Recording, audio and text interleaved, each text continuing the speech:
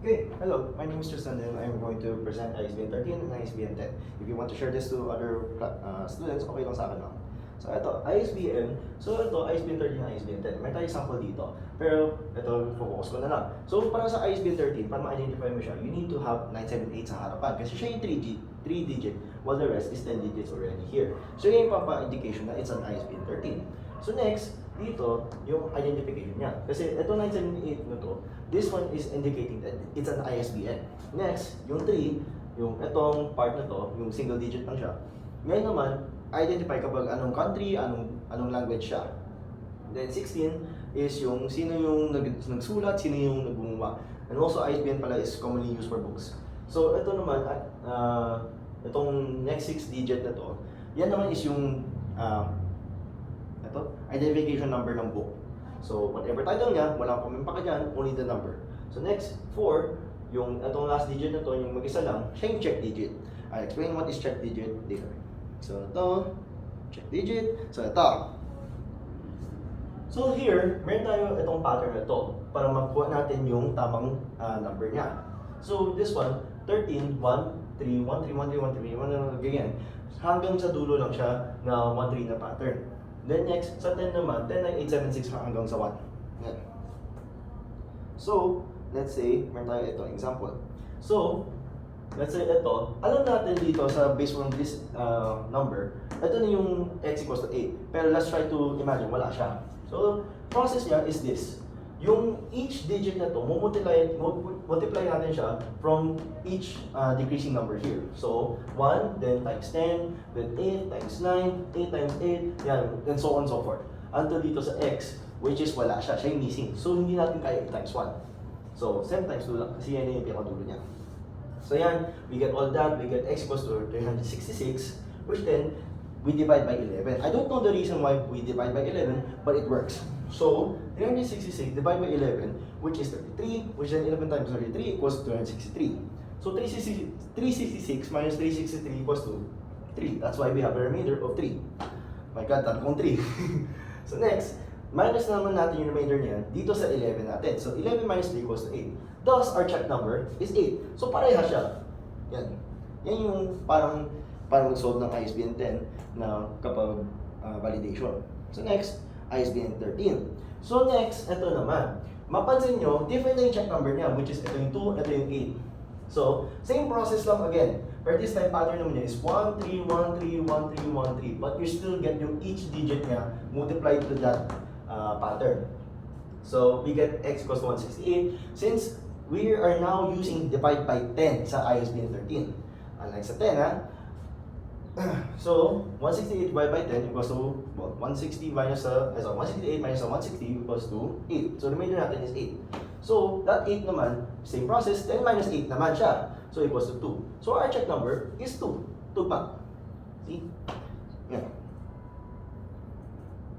Next. Ito. So, ito yung mga sample problems na kailangan ko i-solve kasi binigay mo ito, ma'am. So, ito ang problem A. So for the check digit of the ISBN 10,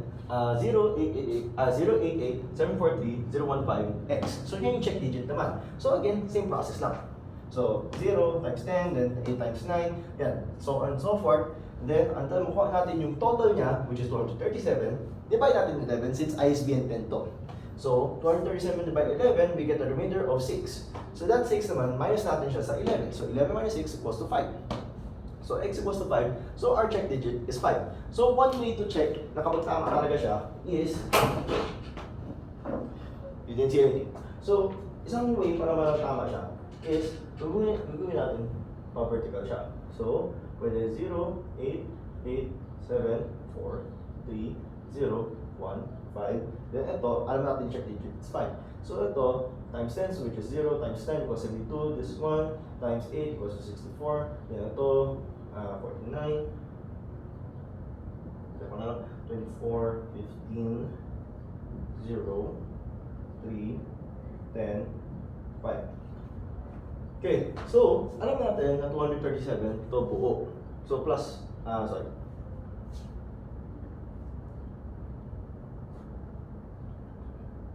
Tama.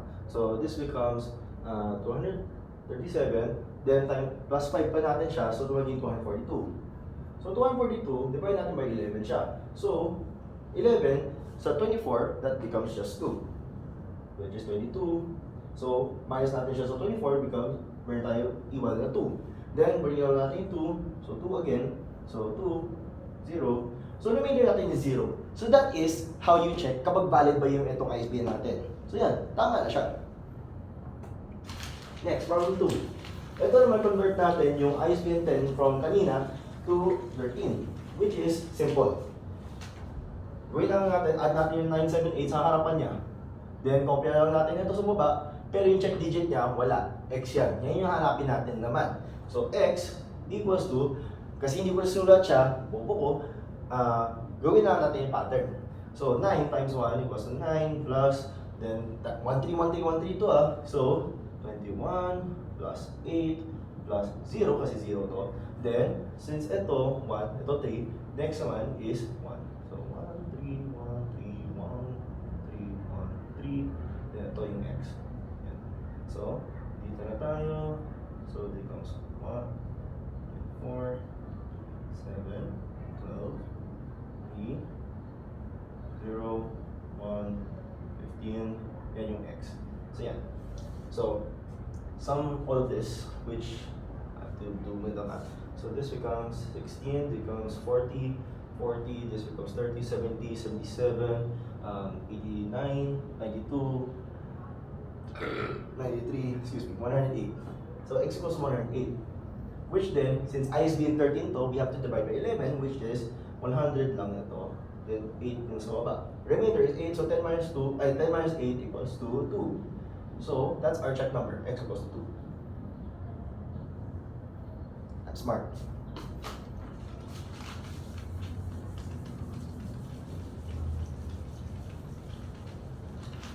Which, sulat ko muna yung final answer. 978-0-8-8-7-4-3-0-1-5-2. Yan yung ISBN 13 natin from ISBN 10. Yan.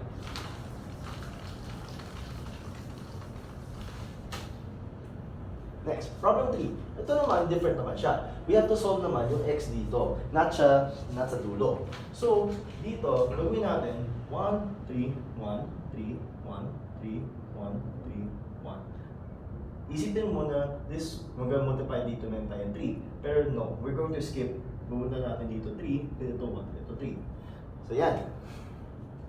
So, y plus 1 plus 8 plus 27 plus 7 plus 3 plus 6 plus 15 plus 5 plus 0 plus 7 plus 18. Yeah. Because I've already taken so many takes, alam ko na this is one, at this point this is 101.